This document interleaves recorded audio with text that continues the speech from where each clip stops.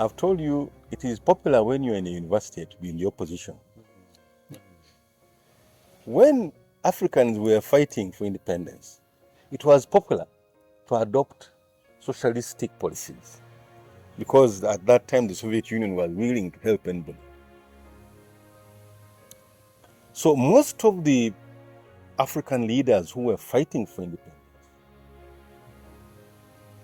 used socialism as the counter to what existed in the countries then. So Obote and many other African leaders adopted socialism as the way in which to be able to develop their countries.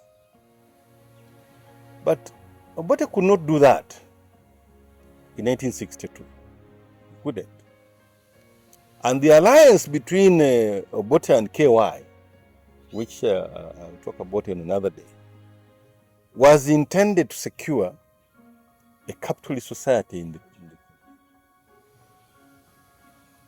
So we have independence, and Tessa became president, and the movement then in the region, the only person who was not socialist was Kenyatta. But Nyerere, Kaunda, and these people were looking at liberating Africa, the Pan-African principle. So they believed that socialism was the way to go. 1967, Nyerere, the Arusha Declaration declares Tanzania as a socialist state. 1969, Obote announced the move to the left, which was introducing socialism in the Ghana. And when you read the reasons why Obote was overthrown, reason number one was he nationalized companies. That is reason number one. Obote was nationalizing companies. Now, I want you to understand the power of the multinational company. Very important to understand the power of multinational companies.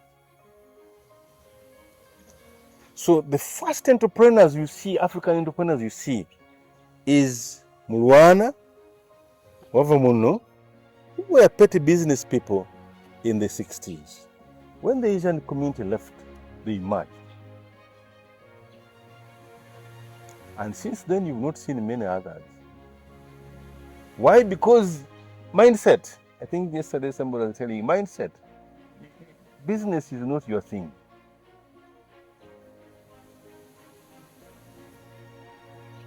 So we want to end poverty in this country. How do we do it? And I was telling you, it is not a responsibility of government to feed you.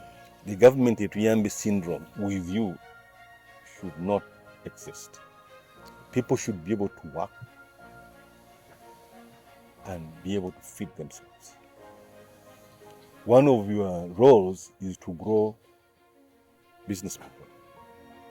And when government takes the decision on whether to own businesses or not, like we are now, there is Rocco, there is Uganda Airlines, but you're not ready. You're not ready for them. It's what we were talking about yesterday, that you now, as people who be able to understand what it takes to succeed as an individual or as a country, if we are going to have the parastatals, where are the cadres to run it? If we are going to take over Rocco, who is going to represent the interest of the country in Rocco? We have the experiences of this man who was given the Bugorobi plant, Kananathan.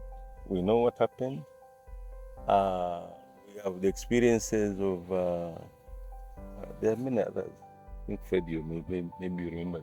But now the ones on fine spinners who are in the Gorobi. In the same plants. Yeah. Are we prepared? if you put money into, and these are your taxes you're paying. If you put them into such organizations, we put money in culture. Attack. Putting money there. Are we prepared? So you as NRM people, you need to go back and find out how do you, if you decide to have companies owned by government, why do you have them? How do you run them? That's why I was telling you that all these elaborate things of what you're going will never work. The private sector works completely differently. It's driven by personal initiative. Those who have that initiative are going to succeed. But all these arrangements by government to try and do a number of things definitely will not succeed. It's the private sector that's going to succeed. Remember, we said government to be able to work needs taxes. So you must understand that the private sector must pay taxes. So you as people who mobilize others, districts, wherever it is, it's important for you to highlight to them that they must work. Taxes is an obligation. As I told you yesterday, tax is a compulsory levy for which you don't expect anything. I know some people are not happy with that, but that's it. It's a fact. So when I pay, I don't expect them to pay the road for me. But fortunately, this road was paved. This can't be this road. Or maybe my taxes are yielding results. So to be able to understand where we are as Uganda, as this poverty that we have in our midst, I know the president has been keen on the growing population. There's a problem there.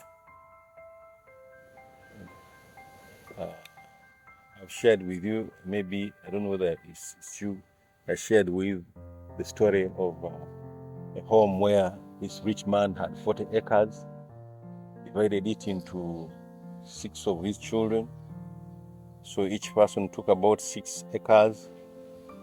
Then one has got 17 children. Is dividing it, those 6 acres among 17 children. Is creating more poverty. You have these kids at 13 years old delivering babies. It's poverty. So the population dividend, to me, may not take place. What we are likely to see is an increasing population, increasing Islamization of the country, and your role as leaders. You think